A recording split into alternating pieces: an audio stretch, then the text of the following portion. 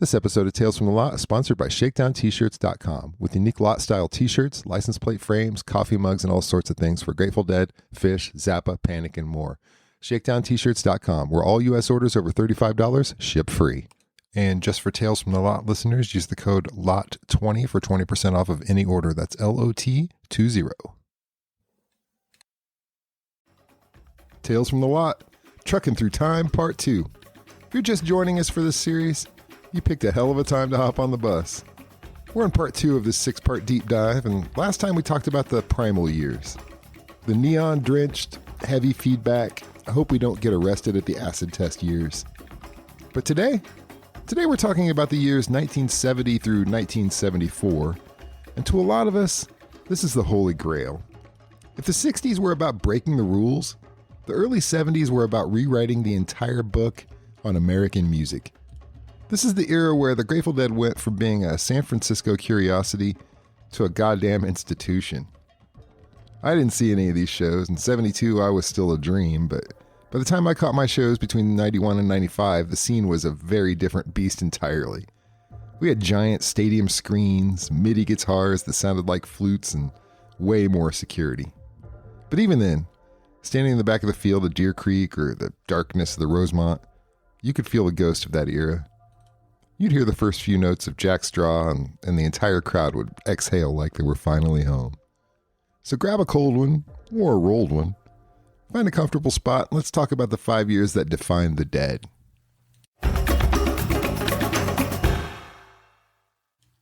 If you were a fan in 69, you probably expected the next Dead record to be a 60-minute drum solo recorded inside a thunderstorm with guitar feedback for flavor. Instead, the band walked into the studio in 1970 and invented Americana. They released Workingman's Dead in June and American Beauty in November. Think about that for a second. In 1 year, they dropped two of the greatest albums in modern music history. Most bands take 4 years to release a single with a guest artist. The Dead just casually redefined their entire identity twice in 6 months. They traded the fuzz boxes for acoustic guitars and pedal steel. They started singing harmonies, real harmonies. I mean, they weren't Crosby, Stills, and Nash, but the intent was there. And this was the peak of the Hunter Garcia writing partnership. We got Casey Jones, Sugar Mag, Ripple, Friend of the Devil. These weren't just songs, they were myths. They sounded like they'd been plucked out of the dirt in 1880 and polished up for the hippie generation. Made them accessible. You could finally play a Grateful Dead record for your parents without them calling an exorcist. By 1971, the bus was rolling fast, and it was starting to hit some bumps. This was a year of massive transition. Mickey Hart left the band for a few years, leaving Billy as the sole drummer. Now, I love the Mickey Billy Rhythm Devils era, but there is something so incredibly swinging about Kreutzmann back there by himself. The music got leaner, it got jazzier. They could turn on a dime. We also saw the arrival of Keith Godchauxs on keyboards. Keith brought this beautiful rolling grand piano sound that fit perfectly with the new cowboy songs Bob was starting to churn out. But 1971 also saw the beginning of the end for Pigpen. His health was failing. You can hear it on the tapes. It's heartbreaking. Pigpen was the guy who taught them how to be a band. And now the band was outgrowing the very blues rock foundation he'd built. Everyone knows where this leads. But in 71, they were still fighting to keep that soul alive, while the music was hurtling toward the cosmos. For decades, America's touring musicians, nomads, and suspiciously barefoot men named Rain have faced one important question. Bro, you got a couch I can crash on?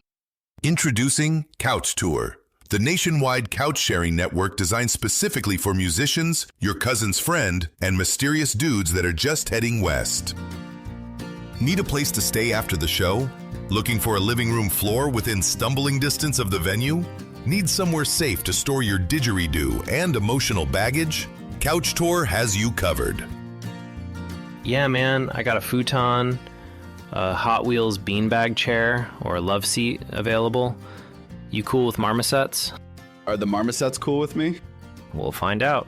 With thousands of verified hosts nationwide, you can search by couch firmness, incense intensity, and dog friendliness. And don't miss our new app feature offering toggle switch option for host will talk to you or not. So whether you're chasing concerts, following your dreams, or simply avoiding responsibility, download Couch Tour today because every couch has a story and some are still being created. Couch Tour. Sleep anywhere. Explain nothing. Then came 1972. The centerpiece, of course, is the Europe 72 tour. The band packed up their wives, their kids, their roadies, and enough supplements to tranquilize a whole pod of blue whales. And they headed across the pond. They played 22 shows in 2 months. And they were playing at a level that shouldn't be humanly possible. This is where the jam really matured. You'd have a dark star melt into El Paso. That shouldn't work, but it magically does. They were telepathic. And it wasn't just the long jams. The short songs were perfect too. Jerry's tone in 72, forget about it. It was like liquid sunshine. But amidst the glory of London and Paris, Pigpen played his final show at the Hollywood Bowl that June. He passed away in early 73. And it was the first time the family really felt mortality. They kept moving because that's what they did. But a piece of the original fire went out with Pigpen.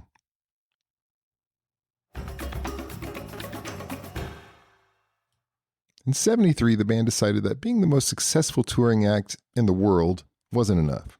They also wanted to be their own record label and their own tech company. So they formed Grateful Dead Records because they were tired of the suits at Warner's telling them what to do. They released Wake of the Flood, which brought in these gorgeous jazzy arrangements. And if 1970 was the porch, 73 was the observatory. This is a year of Eyes of the World.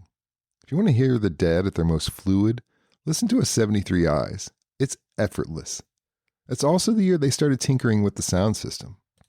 Most bands at the time were happy if the speakers didn't blow up. The Dead wanted to hear a pin drop in the back of the arena. However, they were spending every cent they made on speakers. We made $1 million? Great! Spend it all on magnets and wire. And that brings us to 74 and the year of the Wall of Sound. For the uninitiated, the Wall of Sound was a 3-story tall, 75-ton monster PA system. And speaking of buying speakers, this thing had 600 speakers in it. It was designed so the band could hear exactly what the audience heard. No monitors, just a massive, crystal clear wave of sound. It was a brilliant piece of engineering and a total logistical nightmare. It required 2 stages because it took so long to set up. They actually had to have an entirely separate crew just to handle the scaffolding part of it. Musically, 74 was deep space. The jams got weirder, longer, more experimental. And this is the year of the Weather Report suite and those playing in the band excursions that could last 45 minutes. But by October, the wheels were coming off. They were exhausted. The money was gone. The Wall of Sound was literally crushing the crew's spirits. So they decided to call it quits, or at least take a hiatus. So they played 5 nights at the Winterland in San Francisco, filmed it for the Grateful Dead movie, and then walked away. At the time, people thought it was over. But we know better, don't we? You can't kill a ghost. And you certainly can't stop a freight train just by saying you want it to stop.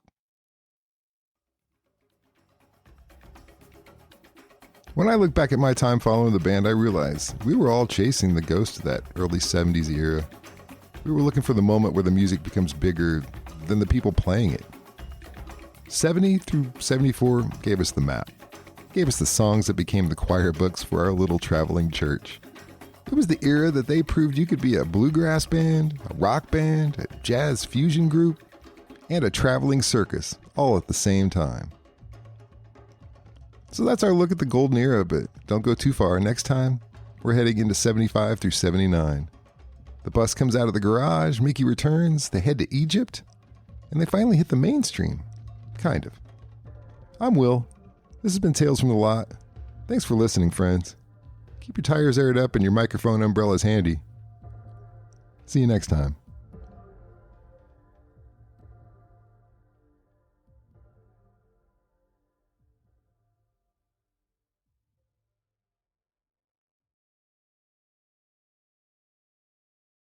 Hey, thanks so much for tuning in. If you enjoyed what you heard today, please consider hitting the subscribe button and leaving a comment. Your feedback and engagement really goes a long way to supporting and growing the show. And really, this is your show with your stories. So if you have a story, or even a few of them from seeing Grateful Dead shows or experiences of how the band has impacted your life in some way, I'd love to hear from you and have you on. My email is will@talesfromthelot.org. Reach out. Or you could use the new Text Me feature that's in the show notes. You can easily reach out and connect with me directly that way. And don't forget to follow on Facebook for updates and exclusive content. And for those who prefer watching, full videos of every episode are available on my YouTube channel. So thanks again, and please be kind to yourself and others.